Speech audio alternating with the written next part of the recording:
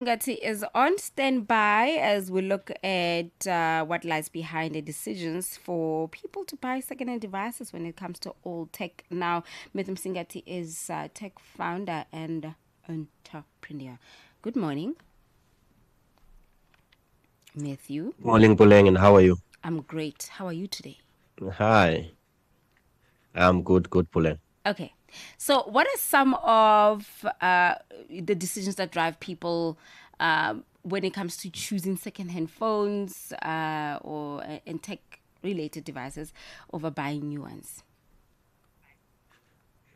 There are many reasons, Puleng, but I'm just gonna mention a few. First of all, as time goes by, there is a need for everyone to get into the tech space. Let me just make a typical example that everyone will understand.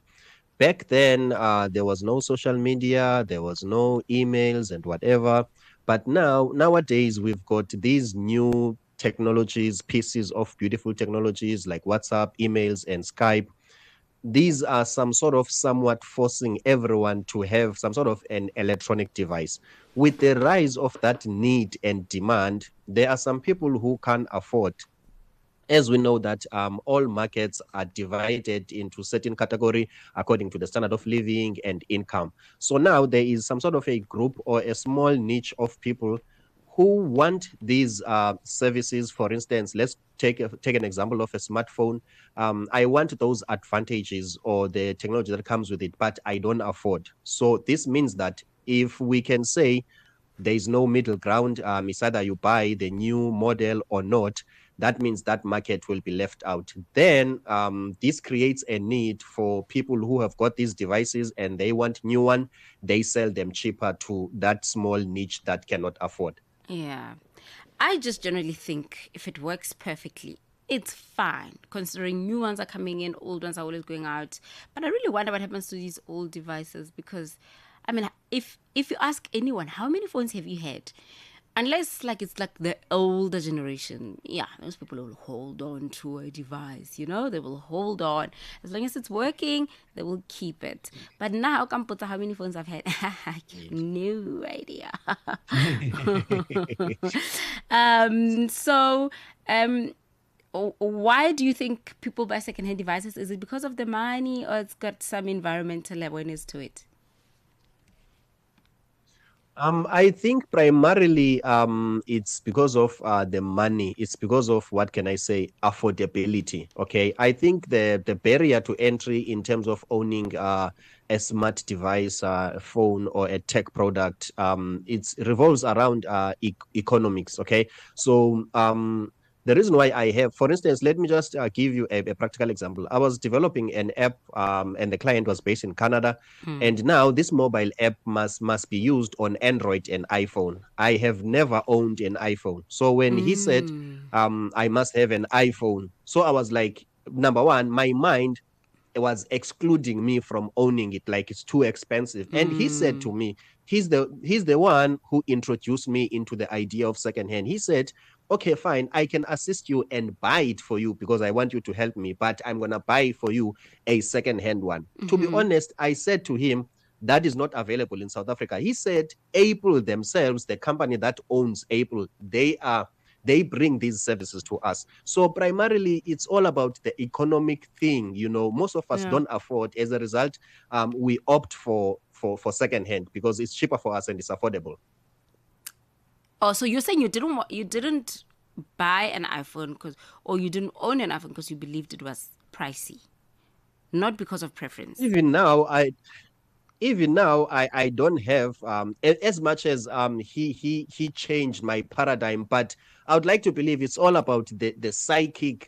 For instance, when my iPhone hit the market, it was positioned in a certain way.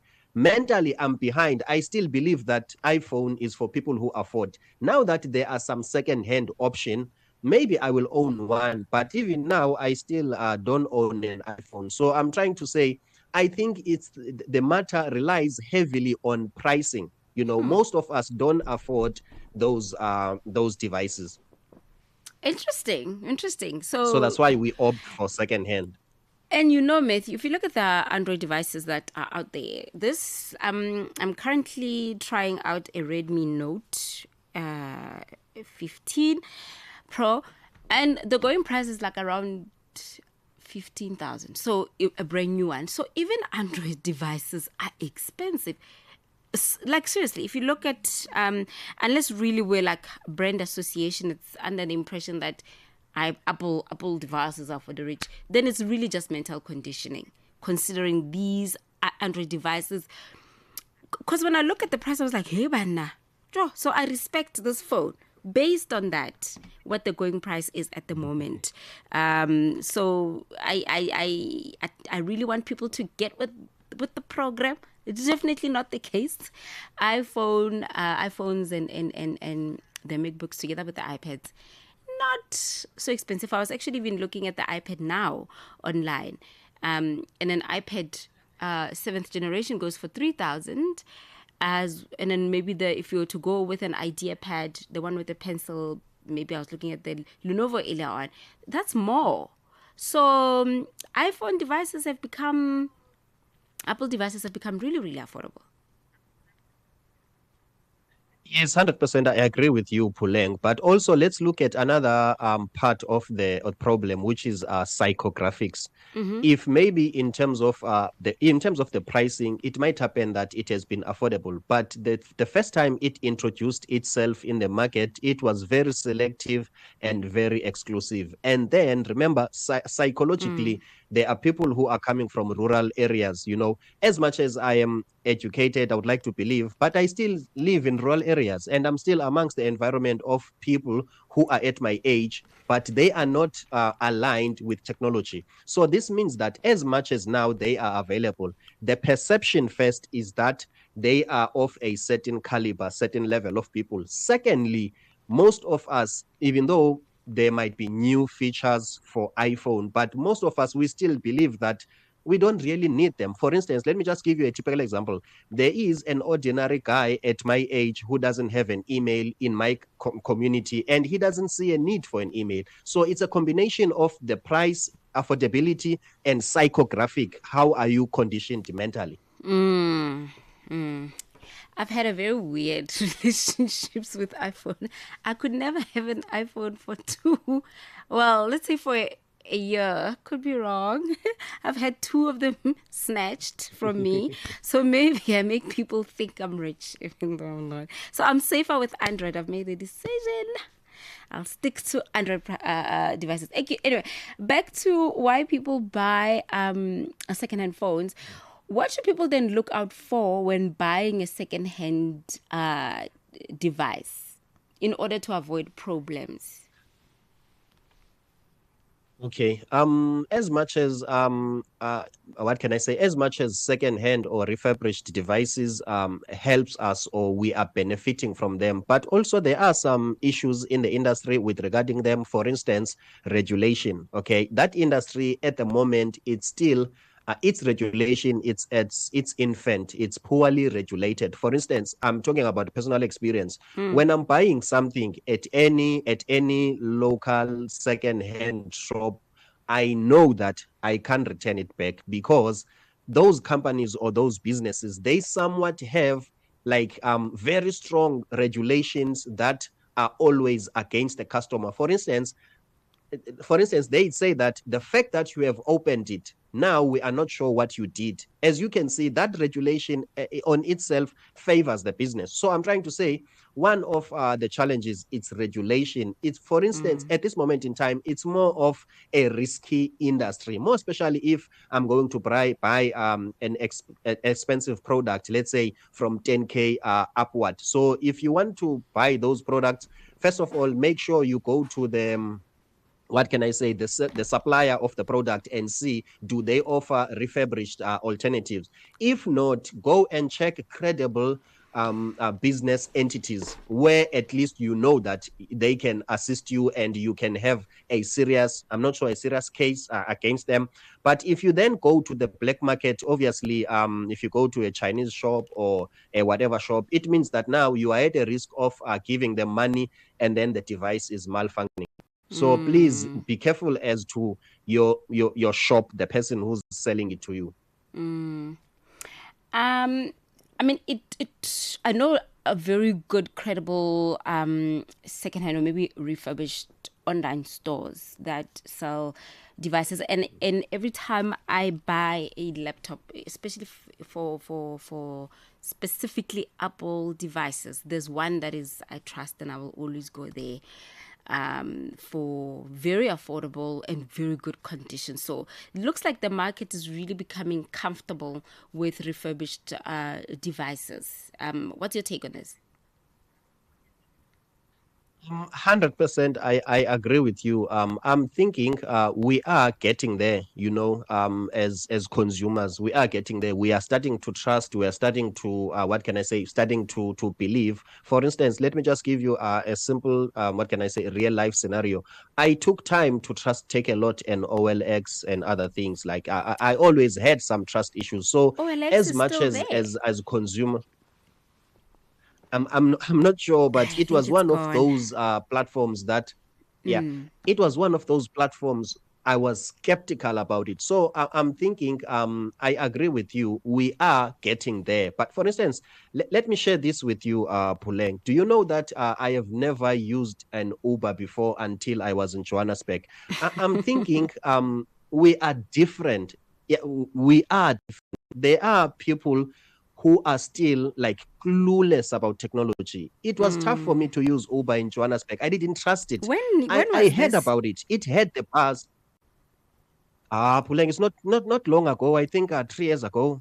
Like it's Okay. recently. Like I was in Joburg recently. I was working there. So I'm trying to say, as much as we are progressing, but I don't think that progression is at its peak, because there are people who are in Joburg, Durban, and Cape Town. They the lefties. They quickly adapt to technology. Come to Eastern Cape, you realize that we don't understand it. We only see it on TV, but we don't really believe it. What? In the Eastern Cape? Yes, in the Eastern Cape where I'm from. Yeah. I'm not saying we are more, I'm not saying we are behind, but I'm just trying to say there are some cultural belief, there are some psychographic, there are some, what can I say, embedded core values that makes us not to quickly adapt to technology. For instance, this is not only an Eastern Cape thing. I was once hired in Johannesburg, in Umhlanga. I realized that the Zulus are still so traditional, and even in their psychology, they are that traditional. So this is to say that when you are in Joburg or in big cities, you almost forget that there are people who see what you have as a luxury, who are still skeptical, who are still behind in a way, not in a negative way, but it's such that that doesn't affect their life. For instance, owning an iPhone makes no difference to them. Yeah, goed. So the Okay. industry is still growing, but slowly. So, Matthew, do you think that this trend could push manufacturers to rethink how they design and price their devices, seeing that Rona ba bang we're very comfortable with second-hand devices and nah, I'm very proud. What's the point? Because you will find a brand new device is just a few rands. It's I guess it's a catch 22. Like, some devices are brand new, but like maybe got 500 there, and then you will find a very good second hand with like certain amount of money. So then there you will then go ahead and buy a brand new one. Might have learned spending over 22, and you know what, there are people that can and they should and they do and they love it. But at this rate, where Mhm. a device is released, a brand new version is released every year, is it even worth it? That's why there's even platforms where you can rent a device. So it doesn't belong to you. I know Rentosa, you can rent a device. You can pay for it like how you pay for your contract every month when you buy a phone, but you rent it so that next year if you want an upgrade of that device, they just take it and they give you maybe for like an extra charge, and then you never really own a device, which I think long term makes sense. But then it could also be a waste of money if it's gonna be like for 5 years, you know.